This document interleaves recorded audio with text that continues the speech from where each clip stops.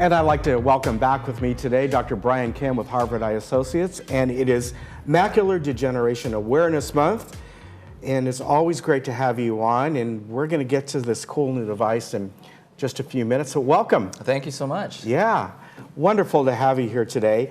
And I know you've talked about this subject several times in the past, so let's first, if people are not aware, what is macular degeneration? What's going on? So macular degeneration is, I'm sure most people have heard about this, or if not, had somebody who's very close to them afflicted with it. It's very common, but it's a reason that we oftentimes will develop central vision loss. So for example, at this distance, you might not see somebody's face. Okay. Now, that's the biggest problem, is that that's your most functional vision for reading and driving and watching TV, and that's how you get around. However, in macular degeneration, you always keep your peripheral vision, so it is not a total... Oh, you do? You do. Okay. So it's not a totally blinding condition, meaning you can take care of yourself and do certain things that you need to do, of course, oftentimes with great difficulty. And that's the problem that we encounter, is that we need the detail, which we're missing. Yeah, of course. Now, does it commonly happen to both eyes at the same time? Typically, yes. Wow. Either symmetrically or a little asymmetrically, but yeah. Why is that? Well, it's... Because I know sometimes with your vision, you know, you and your other doctors have talked about over the years, you may have one eye that's still 20/20, the other one might have astigmatism or whatever it might be. So why is this one usually bilateral? This is something that's sort of like having the film in your camera. It's just a little come into the end of life here. It's a little expired, and we're starting to get a weakening of that. And there are several components that play into the factor. The biggest one being smoking, but unfortunately, this day and age, we're not smokers as much.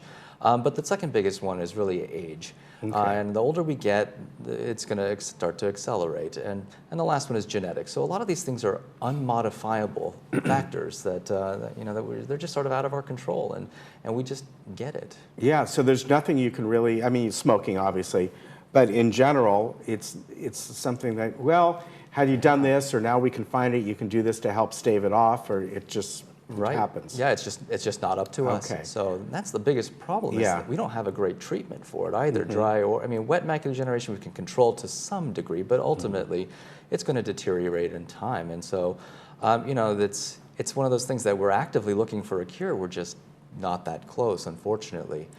So in the meantime, we have to look towards things that try to enhance our lifestyle and try to not limit our mobility and day-to-day tasks. So.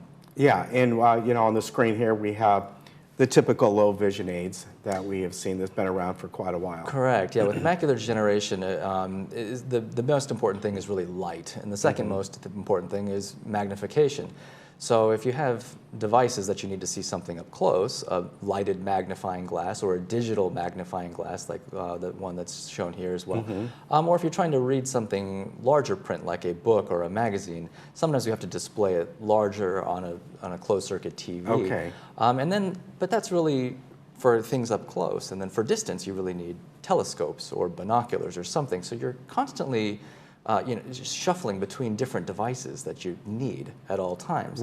And it's very task dependent. So if you go to the grocery store, for example, and you want to see, what's in aisle 6, well, you need binoculars to see down aisle 6, what's in aisle 6, and then you need to pick up something and actually read it. So you actually need two separate things that you have to carry around with you at all times. Now, the biggest problem with a lot of these is, as anyone who's tried to use a magnifying glass, is it magnifies great, but if you're trying to read a line of text, for example, you get to the end of the line and you lose your context and you don't know where the beginning of the next line is. And so that's what we've tried to do, and this has been my passion, is really, as you know, is macular degeneration and retinal conditions and trying to fight blindness. And so, for the past 3 or 4 years now, we've been trying to develop, I've been working with a team of engineers to try and develop something, a solution that kind of combines everything together, something that's portable, something that's electronic, high-tech, and something that's not too outlandish, that you can hopefully, it's not too socially awkward, but something that will enhance the functionality of people just to get back into their day-to-day life. And what you have here, this device, and the name of the company is Idaptic? So the name of the company is Idaptic, and we have a device, it's called Augmented Reality. So I think most people are familiar with virtual reality. And that's sort of where you enclose your whole field of view into a screen. Now, augmented reality, we don't want to close people off because their peripheral vision is perfect. Right. So we want to just change the central vision. And so what we do here is, and on the screen we have a simulated view of kind of what we see, is we try to take the central vision and selectively magnify what's important. And we can do that automatically. So if you're looking at text, the device will actually recognize text and magnify it to your preferred size text, no matter what you're looking at. And then if you look away, it will automatically zoom out and you can find your context again. So, but if you'll notice also on the screen, is that it blends with the outside. So if when you get to the end of the line, you have your visual cues to follow that back to the next line, and it really keeps your scope and your peripheral. Now, vision, will the person that has this condition, macular degeneration, with these glasses, will they still see a dark spot? Yes, unfortunately we can't get rid of that, but if we can try and maximize and more efficiently utilize the good areas of vision, then that's what we're trying to do. So, right. Yeah, optimize that. Yeah, and of course, augmented reality, a lot of people may, their own smart devices, their phones and things like that, there's apps, and if you've ever done that, you can push the phone around and see what you want to see. You can see, in fact, nowadays, a product you might want to be looking at for your home, like furniture. Yes. You can bring that up and walk around and see how it looks. And in a sense, this is utilizing that same technology. Right? Exactly right, yeah. Really interesting. Right, so you developed these. I remember you telling me about this. So it took some time to come up with this. Yes, and we've done our clinical trials, our initial clinical trials, and we've been able to show that that it really enhances reading speed by about 5 times, and it can improve acuity or effective visual acuity by 100%. Wow. And of course, it depends on the type and the specific subtype of macular degeneration that somebody develops, and it also depends on the level of vision. So, you know, we try to get the brain to adapt to a new way of seeing. So the earlier you start, really, as it progresses further, the brain's already well adjusted to using them, and the technology by the time it gets to the point where you're really pretty impaired. So. Right, and you've talked to me about this before, as have a lot of the other doctors from Harvard. Just in vision in general, sometimes you come across a person, and I don't know if the term used to be a term, a lazy eye or something, and it's looking off to the side. And I remember asking Dr. John Hovannisian about that years ago, and I go, are they seeing the side? He goes, well, no, especially if they were born that way, their brain is developed. It's just normal for them. Everything comes together. So that, in a sense, what happens here, your brain will adjust to it. That's exactly right. Okay. Yeah. Now, when we look at these in the front, you're not really are you even looking out of these?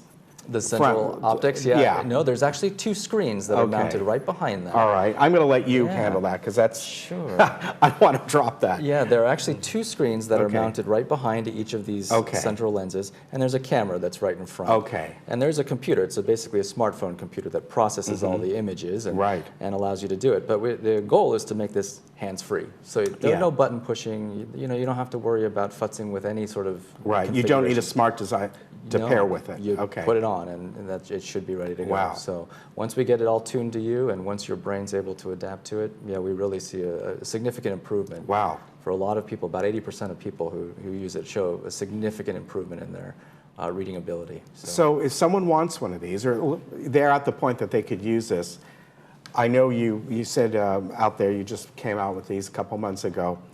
Do they have to get a prescription for it? Can they just buy it? How does one go about that, since this is new and it's just coming out right now? So this is something that, one, we have to make sure that that somebody's able to use this. If your vision's too good, you're not going to see the full benefit of it. Right. So initially, we want a full evaluation first to make sure that you're at the level of vision that you would qualify for the use of these glasses. So any eye doctor could really do that for you.